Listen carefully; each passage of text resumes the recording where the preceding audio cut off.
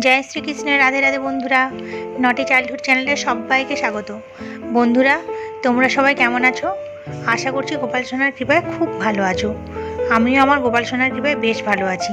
বন্ধুরা, আজকের বিষয়বস্তু ভগবান শ্রীকৃষ্ণ কেন তার পরম প্রেয়সী রাধারানীকে বিবাহ করতে পারেননি। ভগবান বিষ্ণুকে তার প্রত্যেক অবতারে তার আপনজনের কাছ থেকে বিরহ বেদনা ভোগ করতে হয়েছে। বিষ্ণুর সপ্তম অবতার রাম অবতারেও এই বিরহ সহ্য করতে হয়েছে।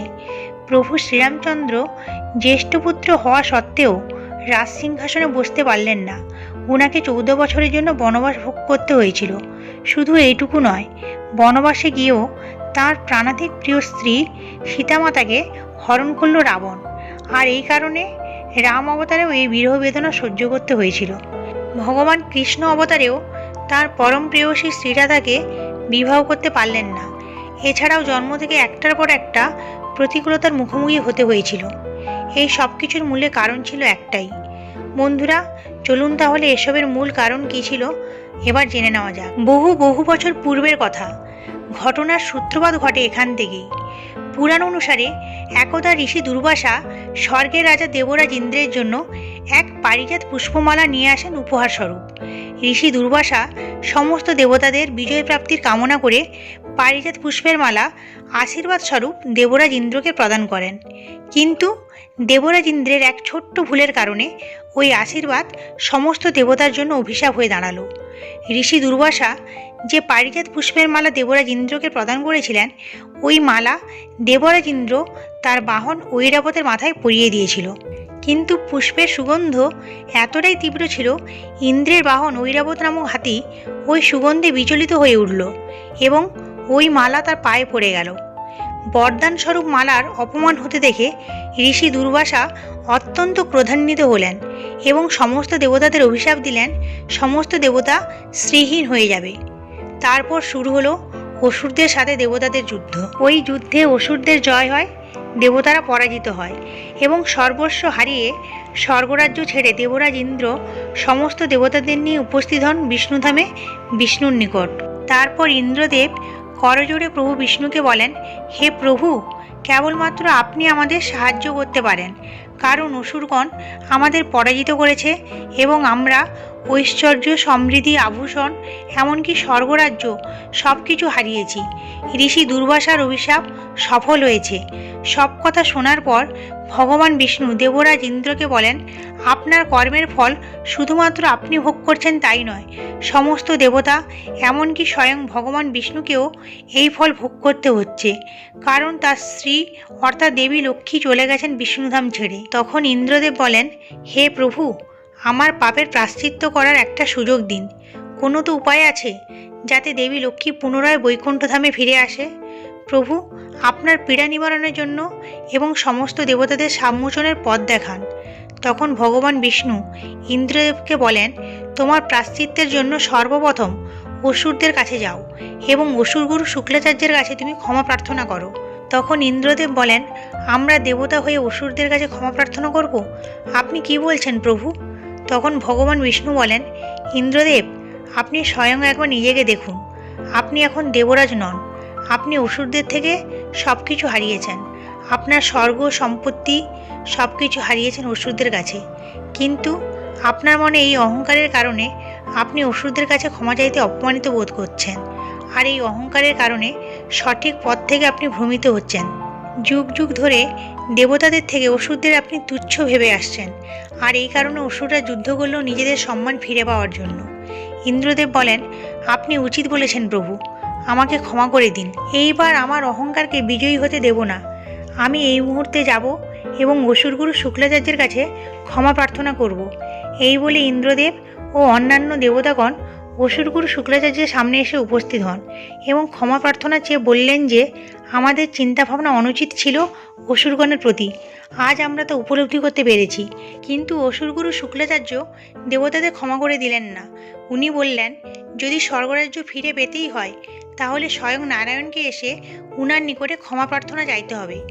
এই শুনে দেবতাগণ অত্যন্ত ক্রোধান্বিত হলেন এবং দেবতাগণ বললেন, যুদ্ধ করতে হলে আবার যুদ্ধ করব, কিন্তু শ্রী নারায়ণকে কখনই মাথা ঝোঁকাতে দেবেন না অসুরগুরু শুক্রাচার্যের নিকটে। দেবতাগণ ও অসুরগুরু শুক্রাচার্যের বার্তালাপ চলাকালীন হঠাৎ করে আগমন হয় শরভানু নামক এক দুষ্টু অসুরের। শরভানু দেবতাদের উদ্দেশ্যে বলে, আমার কাছে এক ভালো প্রস্তাব আছে। স্বর্গরাজ্য ধনসম্পদ সব ফিরিয়ে দেব, তার পরিবর্তে অসুরদের অমৃত পান করাতে হবে। এই কথা শুনে ইন্দ্রদেব বলেন, অমৃত প্রদান করা না আমার পক্ষে সম্ভব, না অন্য দেবতার পক্ষে। এই বলে দেবতাগণ প্রস্থান করলেন। আর এদিকে লোভী পাপিষ্ঠ শরভানু অসুরগুরু শুক্রাচার্য ও সমস্ত অসুরদের বোঝাতে লাগলো, যদি একবার আমরা অমৃত পেয়ে যাই তাহলে আমরা অমর হয়ে যাব, তখন দেবতারা আমাদের বধ করতে পারবে না। আমরা অসুর জাতি স্বর্গ মর্ত পাতাল ত্রিলোক রাজত্ব করে বেড়াবো। এদিকে দেবতাগণ এসে পৌঁছালেন বৈকুণ্ঠধামে এবং ভগবান বিষ্ণুকে সবিস্তারে সমস্ত কথা বললেন। ভগবান বিষ্ণু সমস্ত কথা শ্রবণ করার পর কিছুক্ষণ চিন্তা করে দেবতাদের বললেন, অসুরগণ যা চাইছে তা আমি প্রদান করব, কিন্তু অমৃত পেতে হলে সমস্ত দেবতাগণ ও অসুরগণ মিলে একসাথে কার্য করতে হবে, তারপরেই অমৃত পাওয়া সম্ভব। দেবতাগণ এই পরিকল্পনার কথা জানালেন অসুরদের এবং অসুররাও এই সিদ্ধান্তে রাজি হয়ে গেলেন। নারদ মুনি ভগবান বিষ্ণুকে জিজ্ঞেস করলেন, হে প্রভু, অমৃত কিভাবে প্রাপ্ত হবে? ভগবান বিষ্ণু বললেন, মন্থনের মাধ্যমে। তখন নারদ মুনি বললেন, প্রভু কেমন মন্থন? আমি বুঝতে পারলাম না। তখন ভগবান বিষ্ণু বলেন, মন্থন হবে প্রথমে চিন্তা ভাবনার, কর্ম ও সবচেয়ে গুরুত্বপূর্ণ অভিলাষা। প্রত্যেকের ভেতর ভালো ও খারাপ গুণ লুকিয়ে আছে, দেবতা হোক কিংবা অসুর। যখন মন্থন হয় খারাপ গুণের ত্যাগ হয়, ভালো গুণের স্বীকার করা হয়। আর এই মন্থনের ফলে যখন অমৃতের উৎপত্তি হবে তখন দেবতা ও অসুরকে অমর বানাবে, না হলে নশ্বর। দেবতা ও অসুর এই দুটো দলকে প্রমাণ করতে হবে যে জন্ম থেকে এরা দেবতা ও অসুর নয়, কর্ম থেকে। এই কারণেই এই দুই দল একসাথে যখন মন্থনের কাজ করবে, ভগবান বিষ্ণু এদের কর্ম দেখেই নির্ধারণ করবেন কে অমৃতের অধিকারী আর কে অমৃতের অধিকারী নয়। তখন নারদ মুনি বলেন, হে প্রভু, তাহলে এই অমৃতের ভাণ্ডারকে জাগিয়ে তোলার কারণ কি? উত্তরে ভগবান বিষ্ণু বলেন, কে বেশি শক্তিশালী, সাথে এই সৃষ্টির ভারসাম্য বজায় রাখার জন্য। কারণ এই মন্থন যদি না হয় তাহলে এই দেব ও অসুরের সংগ্রাম চলতেই থাকবে এবং অসুরগুরু শুক্রাচার্য ও শরভানু সর্বদা এদের একটাই ইচ্ছা, অমৃত পান করে দেবতাদের উপরে স্থান নেওয়ার। যথাসময়ে সমুদ্র মন্থনের জন্য দেবতা ও অসুর এক জায়গায় এসে উপস্থিত হলো। নারদ মুনি বললেন, মন্থন হবে কিসের সাহায্যে? ভগবান বিষ্ণু বললেন, মন্দার পর্বতের দ্বারা। অসুরগুরু জিজ্ঞেস করলেন, কোন রশ্মির সাহায্যে মন্থন হবে? কারণ সংসারে এমন কোনো রশ্মি নেই যে এই ঘর্ষণ সহ্য করে সাগর মন্থনে টিকে থাকবে। তখন ভগবান বিষ্ণু বলেন, এমন একজন আছে যে এই মন্থনের ঘর্ষণ সহ্য করতে পারে এবং মন্থনের সহায়ক হতে পারে, তা হলো মহাদেবের নাক বাসুকী। এরপর শুরু হলো মন্থনের শুভারম্ভ প্রক্রিয়া। অসুর দল ধরল বাসুকীর মস্তক আর দেবতাগণ ধরল বাসুকীর লেজ। এইভাবেই শুরু হলো মন্থন। কিন্তু এত চেষ্টার পরেও, এত বল প্রয়োগ সত্ত্বেও মন্দার পর্বতকে একটুও নড়ানো সম্ভব হচ্ছিল না। তখন অসুরগুরু মহাদেবকে বলেন, আপনি বলে দিন কিভাবে এ মন্থন সম্ভব। মহাদেব বলেন, একটিমাত্র উপায় আছে এই বিশাল মন্দার পর্বতের ভারসাম্য বজায় রাখার জন্য। আমাদের প্রয়োজন খুব শক্ত একটি বস্তু, তবেই মাত্র এই মন্থন সম্ভব। তখন দেবরাজ ইন্দ্র বলেন, এই বিশাল ভারী মন্দার পর্বতের ওজন নিতে পারে এমন কোন বস্তু আছে? তখন মহাদেব বলেন, নিশ্চয়ই মন্দার পর্বত বিশাল, কিন্তু এমন একজন আছে যার কাছে এই বিশাল মন্দার পর্বত ছোট নুড়ির সমান। তিনি হলেন এই সৃষ্টির সঞ্চালক ভগবান নারায়ণ, যিনি একমাত্র এই কার্য করতে পারেন। মহাদেব ভগবান বিষ্ণুকে বলেন, হে আরাধ্য, আপনার দ্বিতীয়বার অবতার নেওয়ার সময় হয়ে গেছে। বিষ্ণুর এই অবতার হলো কুর্ম অবতার। কুর্ম অবতার ধারণ করে মন্দার পর্বতের ভারসাম্য বজায় রাখলেন স্বয়ং নারায়ণ এবং এইভাবেই চলতে লাগলো মন্থন প্রক্রিয়া। সমুদ্র মন্থনের প্রথমে উঠে আসে প্রাণঘাতক হলাহল। সেই হলাহল মহাদেব পান করেন। সেই হলাহল পান করে সমস্ত দেবতা ও অসুরদের রক্ষা করেন দেবাদিদেব মহাদেব। তারপর সমুদ্র মন্থন থেকে উঠে এলো অমৃতের কলস। অমৃত কলস আসা মাত্রই দেবতা ও অসুরগণের মধ্যে তুমুল বিবাদ শুরু হয়ে গেল। কে আগে অমৃত পান করবে। মহাদেব তখন ভগবান বিষ্ণুকে বলেন, হে আরাধ্য, আপনি কিছু উপায় করুন। তখন ভগবান বিষ্ণু মোহিনী রূপ ধারণ করে দেবতা ও অসুরগণের নিকটে আসেন এবং বলেন, আমি সমানভাবে অমৃত ভাগ করে দেব। মোহিনীর রূপে মুগ্ধ হয়ে অসুর ও দেবতাদের বিবাদও থেমে যায় এবং এই প্রস্তাবে রাজিও হয়ে যায়। তারপর মোহিনী রূপে নৃত্য পরিবেশন করতে করতে সমস্ত অসুরদের সম্মোহিনী সুধা পান করালেন ভগবান বিষ্ণু। তারপর একে একে সমস্ত অসুর মূর্ছিত হয়ে পড়ল, কিন্তু শরভানু এই সুধা পান না করে গোপনে দেবতাদের রূপ ধারণ করল। এরপর ভগবান বিষ্ণু যখন মোহিনী রূপে সমস্ত দেবতাদের অমৃত পান করাতে লাগলেন, তখন শরভানু দেবতাদের মধ্যে এসে বসল এবং কিছুটা অমৃত পান করেছে।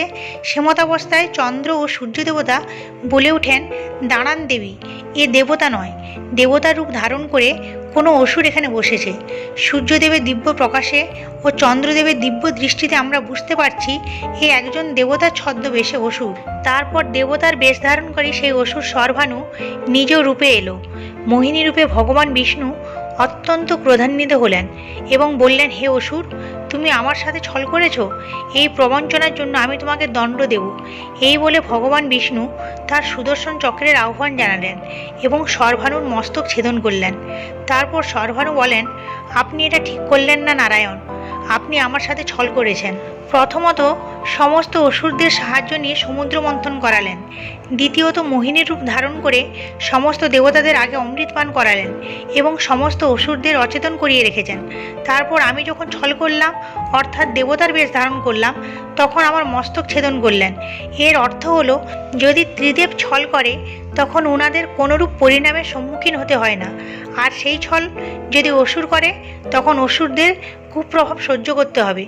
হে বিষ্ণু দেবতা, এটাই কি আপনার ন্যায়? বলুন নারায়ণ। তখন নারায়ণ বলেন, ন্যায় সবার জন্য সমান, অসুর হোক কিংবা মনুষ্য, এমনকি দেবতা, কেউই তার কর্মফল থেকে বঞ্চিত হবে না। যে কর্ম হয়েছে তার ফল ভোগ করতেই হবে, সে যেই হোক না কেন। স্বয়ং ভগবান বিষ্ণুকেও তার কর্মফল ভোগ করতেই হবে। আজ আমি তোমার সাথে যে ছল করেছি তার জন্য আমি তোমাকে বরদান দিচ্ছি, তুমি হবে এই ব্রহ্মাণ্ডের মহান ভ্রমকর্তা। আর যেভাবে স্বয়ং বিষ্ণুর সুদর্শন চক্রের কারণে তোমার মস্তক তোমার ধর থেকে আলাদা হয়ে গেছে, আর কোনোদিন এক হতে পারবে না, ঠিক একইভাবে আমার প্রত্যেক অবতারে, আমার ওই রূপে প্রত্যেক জন্মে তুমিই নিশ্চিত করবে যে সে কোন ব্যক্তি হবে যার সাথে আমি এক হতে পারবো না। আজ থেকে তোমার মস্তকের নাম হবে রাহু, ধরের নাম হবে কেতু, এবং রাহু ও কেতু দুজনে মিলে সর্বদা আমার জন্মকুণ্ডলীর উপর কুপ্রভাব থাকবে। আর এই কারণের জন্যই ভগবান শ্রীকৃষ্ণ অবতারে রাহু ও কেতুর কুপ্রভাবের জন্য ভগবান শ্রীকৃষ্ণ ও রাধারানী অপার প্রেম সত্ত্বেও দুজনে বিবাহ বন্ধনে এক হতে পারেননি। রাহু ও কেতুর এই বিশেষ শক্তির কারণে ভগবান শ্রীকৃষ্ণের কুণ্ডলিতে কাল সর্পদোষ রচনা করতে পারে। শুধুমাত্র এই কারণের জন্য রাধাকৃষ্ণ একসাথে থাকা সত্ত্বেও বিবাহ সম্ভব হয়নি। এই কাল সর্পদোষের কারণে মাতা যশোদা ছোটবেলা থেকে ময়ূরের পালক ছোট কৃষ্ণকে মাথায় পরিয়ে রাখতেন, এই বিশ্বাসে যে সাপ ময়ূরকে ভয় পায়। মাথায় এই পালক থাকলে সর্প কখনো কৃষ্ণের ক্ষতি করতে পারবে না।